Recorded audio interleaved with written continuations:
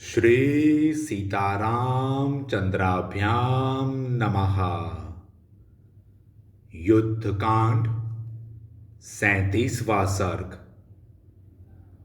विभीषण का श्री राम से रावण द्वारा किए गए लंका की रक्षा के प्रबंध का वर्णन तथा श्री राम द्वारा लंका के विभिन्न द्वारों पर आक्रमण करने के लिए अपने सेनापतियों की नियुक्ति। शत्रु के देश में पहुंचे हुए नरराज श्री राम, सुमित्रा कुमार लक्ष्मण, वानरराज सुग्रीव, वायुपुत्र हनुमान, ऋक्षराज जांबवान, राक्षस विभीषण, वालीपुत्र अंगद, शरभ, बंधु बांधवों सहित सुषेण, मैंद, द्विविद, गज, गवाक्ष, कुमुद, नल और पनस ये सब आपस में मिलकर विचार करने लगे। यही वह लंकापुरी दिखाई देती है जिसका पालन रावण करता है। असुर, नाग और गंधर्वों सहित संपूर्ण देवताओं के लिए भी इस पर विजय पाना अत्यंत कठिन है। राक्षस राज रावण इस पुरी में सदा निवास करता है। अब आप लोग इस पर विजय पाने के उपायों का निर्णय करने के लिए परस्पर विचार करें। उन सबके इस प्रकार कहने पर रावण के छोटे भाई विभीषण ने संस्कार युक्त पद और प्रचुर अर्थ से भरी हुई वाणी में कहा, मेरे मंत्री अनल, पनस, संपाति और प्रमति ये चारों लंकापुरी में जाकर फिर यहाँ लौट आए हैं। ये सब लोग परीक्षा रूप धारण करके, पक्षी का रूप धारण करके शत्रु की सेना में गए थे और वहाँ जो व्यवस्था की गई है उसे अपनी आंखों देखकर फिर यहाँ उपस्थित हुए हैं। श्री राम, इन्होंने दुरात्मा रावण के द्वारा किए गए नगर रक्षा के प्रबंध का जैसा वर्णन किया है उसे मैं ठीक ठीक बताता हूँ। आप वह सब मुझसे सुनिए। सेना सहित प्रहस्त नगर के पूर्व द्वार का आश्रय लेकर खड़ा है। महापराक्रमी महापार्श्व और महोदर दक्षिण द्वार पर खड़े हैं। बहुसंख्यक राक्षसों से घिरा हुआ इंद्रजीत नगर के पश्चिम द्वार पर खड़ा है। उसके साथ ही राक्षस पट्टिश, खड़ग, धनुष, शूल और मुदगर आदि अस्त्र शस्त्र हाथों में लिए हुए हैं। नाना प्रकार के आयुध धारण करने वाले शूरवीरों से घिरा हुआ वह रावण कुमार पश्चिम द्वार की रक्षा के लिए डटा है।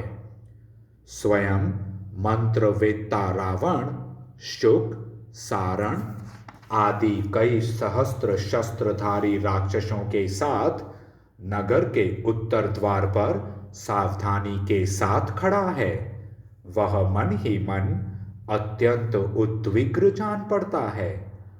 विरूपाक्ष शूल, खड़ग और धनुष धारण करने वाली विशाल राक्षस सेना के साथ नगर के बीच की छावनी पर खड़ा है। इस प्रकार मेरे सारे मंत्री लंका में विभिन्न स्थानों पर नियुक्त हुई इन सेनाओं का निरीक्षण करके फिर शीघ्र यहाँ लौटे हैं। रावण की सेना में 10,000 हाथी, 10,000 रथ, 20,000 घोड़े और 1 करोड़ से भी ऊपर पैदल राक्षस हैं। वे सभी बड़े वीर, बल पराक्रम से संपन्न और युद्ध में आतताई हैं।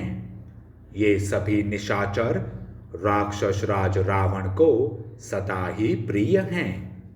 प्रजानाथ, इनमें से एक एक राक्षस के पास युद्ध के लिए 10-10 लाख का परिवार उपस्थित है। महाबाहु विभीषण ने मंत्रियों द्वारा बताए गए लंका विषयक समाचार को इस प्रकार बताकर उन मंत्री स्वरूप राक्षसों को भी श्री राम से मिलाया और उनके द्वारा लंका का सारा वृत्तांत पुनः उनसे कहलाया।